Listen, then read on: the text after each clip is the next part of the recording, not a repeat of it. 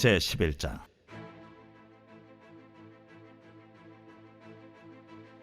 하솔 왕 야빈이 이 소식을 듣고 마돈 왕 요밥과 시므론 왕과 악삽 왕과 및 북쪽 산지와 긴네롯 남쪽 아라바와 평지와 서쪽 돌의 높은 곳에 있는 왕들과 동쪽과 서쪽의 가나안 족속과 아모리 족속과 헷 족속과 브리스 족속과 산지의 여부스 족속과 미스바 땅 헤르몬 산 아래 히위 족속에게 사람을 보내니 그들이 그 모든 군대를 거느리고 나왔으니 백성이 많아 해변에 수많은 모래 같고 말과 병거도 심히 많았으며 이 왕들이 모두 모여 나와서 이스라엘과 싸우려고 메론 물가에 함께 진쳤더라. 여호와께서 여호수아에게 이르시되 그들로 말미암아 두려워하지 말라. 내일 이맘때 내가 그들을 이스라엘 앞에 넘겨주어 몰살시키리니 너는 그들의 말 뒷발에 힘줄을 끊고 그들의 병거를 불사르라 하시니라.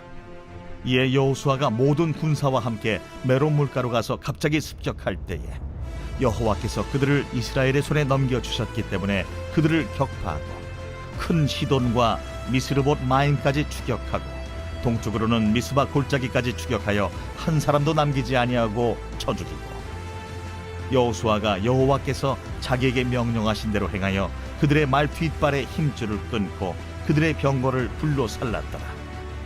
하솔은 본래 그 모든 나라의 머리였더니 그때 여호수아가 돌아와서 하솔을 취하고 그 왕을 칼날로 쳐 죽이고 그 가운데 모든 사람을 칼날로 쳐서 진멸하여 호흡이 있는 자는 하나도 남기지 아니하였고 또 하솔을 불로 살랐고 여호수아가 그 왕들의 모든 성읍과 그 모든 왕을 붙잡아 칼날로 쳐서 진멸하여 바쳤으니 여호와의 종 모세가 명령한 것과 같이 하였으되 여호수아가 하솔만 불살랐고 산 위에 세운 성읍들은 이스라엘이 불사르지 아니하였으며 이 성읍들의 모든 재물과 가축은 이스라엘 자손들이 탈취하고 모든 사람은 칼날로 쳐서 멸하여 호흡이 있는 자는 하나도 남기지 아니하였으니 여호와께서 그의 종 모세에게 명령하신 것을 모세는 여호수아에게 명령하였고 여호수아는 그대로 행하여 여호와께서 모세에게 명하신 모든 것을 하나도 행하지 아니한 것이 없었더라.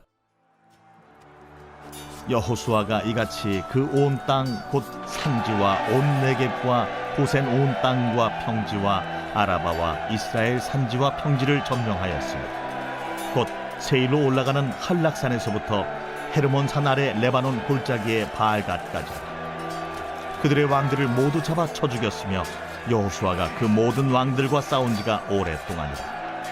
기브온 주민 히위 족속 외에는 이스라엘 자손과 화친한 성읍이 하나도 없고 이스라엘 자손이 싸워서 다 점령하였으니 그들의 마음이 완악하여 이스라엘을 대적하여 싸우러 온 것은 여호와께서 그리하게 하신 것이라. 그들을 진멸하여 바치게 하여 은혜를 입지 못하게 하시고 여호와께서 모세에게 명령하신 대로 그들을 멸하려 하심이었더라.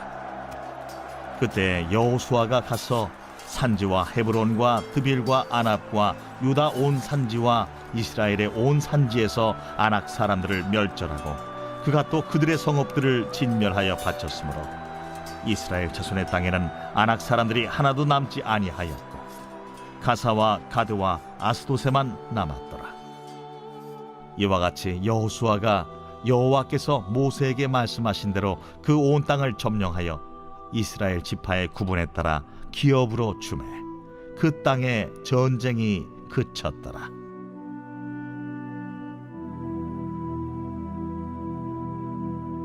오늘의 말씀 여호수아 11장의 말씀입니다. 계속해서 오늘 말씀도 가나안 땅을 정복하는 과정들이 기록되어 있습니다. 특별히 이스라엘이 가나안 북부 지역을 정복한 것은 그들이 서로 동맹을 맺고 이스라엘 백성들을 대적했기 때문입니다. 이스라엘이 아모리 5 왕들의 동맹국을 완전히 전멸하고 이어 가나안 남부 지역을 정복했다는 소식은 가나안 북부 지역에 살고 있던 가나안 족속들에게 큰 충격이었습니다. 그래서 가나안 북부 지역의 모든 왕들은 하솔 왕 야빈을 중심으로 동맹을 맺고 이스라엘을 대적하기 위해 메론 물가에 진을 친 것입니다. 이것은 아모리 다섯 왕이 동맹을 맺었던 것처럼 가나안 북부 왕들 역시 그들을 한 곳에 모이게 하여 이스라엘이 가나안을 쉽게 정복할 수 있도록 계획하신 하나님의 섭리의 결과였습니다. 이것을 통해 우리가 알 수 있는 것은 우리 그리스도인들이 세상에서 영적 전쟁을 하고 살다 보면 때론 그 가운데 위기가 닥치기도 하지만 결국 하나님의 계획하신 섭리와 도우심으로 끝내는 승리를 거두게 하신다는 사실입니다. 즉 우리의 위기는 하나님의 놀라운 은혜를 경험할 수 있는 기회이기도 합니다. 그렇기 때문에 우리는 힘든 위기의 순간, 고난의 순간이 닥쳤을 때 더욱 하나님을 바라보고 인내하며 담대하게 참된 그리스도인으로 살아가야 하는 것입니다. 그렇다면 우리가 이 세상의 싸움에서 이길 수 있는 방법은 무엇입니까? 바로 말씀에 순종하는 삶을 살아가야 합니다. 본문에서 여호수아는 하나님이 명령하신 그대로 순종하여 가나안 북부 지역의 동맹을 맺은 자들을 하나도 남김없이 모두 진멸하였다라고 되어 있습니다. 15절의 말씀입니다. 여호와께서 그의 종 모세에게 명령하신 것을 모세는 여호수아에게 명령하였고 여호수아는 그대로 행하여 여호와께서 모세에게 명하신 모든 것을 하나도 행하지 아니한 것이 없었더라. 여호수아는 하나님께서 모세에게 명령하신 것을 그대로 받아 완전하게 행하였습니다. 여호수아는 이 명령을 지켜 이스라엘이 대적하는 모든 호흡 있는 자들을 하나도 남기지 않고 죽였습니다. 결국 여호수아도 이 전쟁에서 승리할 수 있었던 방법이 바로 하나님 말씀 앞에 철저히 순종했기 때문입니다. 이처럼 하나님께서는 하나님을 믿는 모든 사람들에게 하나님 말씀에 순종할 것을 명령하셨습니다. 그리고 그 순종하는 모습을, 그 마음을 다른 어떤 것보다 귀하게 여겨주십니다. 아무리 멋있고 화려한 예배를 드린다 해도, 값지고 귀한 제물을 드린다 해도 그것에 순종하는 마음이 없다면 기뻐 받으시지 않으십니다.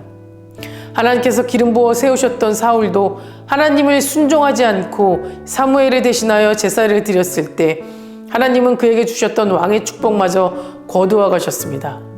뿐만 아니라 하나님의 은혜로 가나안을 정복할 수 있었던 이스라엘이 훗날 이방 민족에 의해 멸망당하게 된 것도 그들이 하나님의 말씀에 순종하지 않고 오히려 멸시했기에 하나님께서 그 땅을 그들에게서 빼앗으신 것입니다. 반대로 아브라함을 보십시오. 아브라함은 고향을 떠나라는 하나님의 명령을 그대로 순종하여 따랐기 때문에 믿음의 조상이 되고 자손의 축복도 받게 된 것입니다. 모세도 이스라엘을 애굽에서 이끌어내라는 하나님의 명령을 받고 망설였지만 끝내 순종하였더니 놀라운 이적을 통해서 이스라엘 약속하신 대로 애굽에서 이끌어낼 수 있었던 것입니다. 우리의 삶도 마찬가지입니다. 우리의 믿음의 사람들은 하나님 말씀에 순종할 때 하나님께서 우리를 통해서 일하시고 하나님의 계획과 역사를 이루어 나가신다는 것입니다. 하나님은 우리들에게 뭔가 특별한 섬김을 원하는 것이 아닙니다. 다만 하나님 말씀에 순종하는 것, 그것을 원하시는 것입니다. 하나님의 일은 사람이 이루어갈 수 없습니다.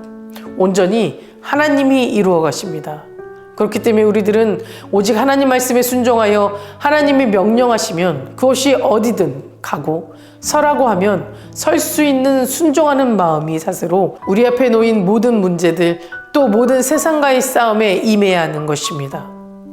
그러나 안타깝게도 성경에 기록된 하나님 말씀을 읽고 또 들으면서 그 속에 담겨있는 하나님 명령을 너무 쉽게 생각하기도 하고 실천하며 살아가지 못하고 있다는 것입니다. 우리가 이 시간 기억해야 할 것은 성경에 기록된 하나님의 말씀은 더 이상 구약의 족장들이나 선지자들 또 백성들에게만 주어진 명령이 아니라 우리에게 주신 하나님의 명령이라는 것입니다. 그러니 우리 믿음의 성도들은 성경 말씀을 통해 우리에게 주신 하나님의 명령을 철저히 순종하고 실천하며 살아가야만 합니다. 우리 삶의 본이 되신 예수님께서도 사탄의 모든 시험을 하나님의 말씀으로 승리하셨습니다. 그러니 그분의 자녀인 우리들 역시 세상을 이길 수 있는 길은 오직 말씀에 순종하는 것밖에 없음을 믿으시기 바랍니다. 우리가 하나님 말씀에 순종함으로 하나님 앞에 올바르게 서 있을 때만이 우리를 대적하는 모든 것으로부터 승리할 수 있음을 믿으시기 바랍니다. 야고보서 2장 20절 말씀에 이렇게 기록되어 있습니다. 아, 허탄한 사람아, 행함이 없는 믿음이 헛것인 줄을 알고자 하느냐. 행함이 없는 믿음은 곧 죽은 믿음과 같다라는 것입니다.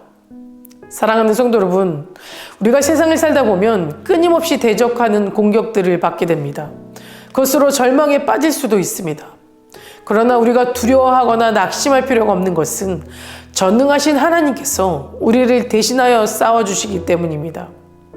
하나님은 말씀을 통해 두려워하지 말라, 마음을 강하게 하고 담대히 하라라고 말씀하셨습니다. 그러니 아무리 어려운 상황이 닥쳐온다 할지라도 용기를 잃지 마시기 바랍니다. 힘을 내시기 바랍니다.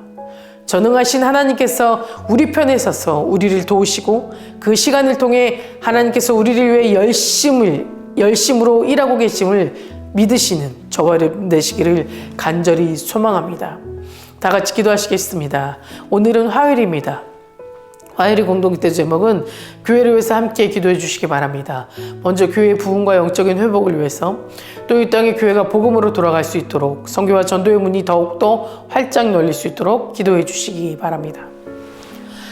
신실하시고 자비로우신 하나님, 우리의 믿음을 굳세게 세워주시고 하나님 말씀을 목숨보다 귀하게 여기며 말씀 앞에 순종하며 살아가게 하여 주시옵소서. 내 뜻과 내 생각대로 살아가지 않게 하시고 하나님이 이끄시는 대로 살아가게 하시며, 설령 내가 원하는 방향이 아니다 할지라도 하나님의 뜻을 구하며 순종하며 살아가는 믿음을 주시옵소서. 특별히 우리 교회를 기억하여 주시고 선교와 전도의 문이 더욱 활짝 열리게 하여 주셔서 하나님의 복음을 전할 때마다 뜨거운 부흥의 역사가 일어나게 하여 주시옵소서. 성도님들의 믿음을 더 굳건하게 붙잡아 주시며 믿음의 공동체가 세워지게 하셔서 그 안에서 위로받고 더욱 하나님 말씀 붙잡고 은혜를 나누는 예배하는 예배자가 되게 하여 주시옵소서. 담임 목사님 사역 가운데 성령님 함께하여 주시길 믿습니다. 계획하시고 준비하는 모든 사역 가운데 하나님의 능력이 나타나게 하여 주시고 함께 동력하고 중보하는 자들을 세워 주시옵소서. 말씀을 준비하고 선포하실 때 은혜로 가득 채워주시고 그 은혜의 말씀이 듣는 성도님들의 삶 가운데 스며들어 변화되는 역사가 일어나게 하여 주시옵소서. 다음 세대 아이들의 믿음을 지켜주시길 믿습니다. 말씀으로 자라고 기도로 성장하는 아이들 되게 하시고 하늘 말씀을 이정표로 삼아 옳은 길을 걷고 선한 것을 선택할 줄 아는 예배하는 아이들 되게 하여 주시옵소서. 암으로 치유받고 있는 박재순 권사님, 유윤영 권사님, 이영숙 권사님, 오유미 집사님, 박서연 청년, 류겸인 청년, 주님 깨끗이 치유해 주시고 끝까지 소망 가운데 살아갈 수 있도록 붙잡아 주시옵소서. 투석적인 성도님들, 사고로 입원 중인 성도님들에게는 힘을 더해 주시고 우울증, 공황장애, 불면증 겪고 있는 성도님들에게는 담대한 마음과 평안함을 허락하여 주시옵소서. 새벽마다 1,000번째 드리며 간구하는 기도 제목에 응답하여 주심을 간절히 소망하며 모든 말씀 예수 그리스도의 이름으로 기도드립니다. 아멘.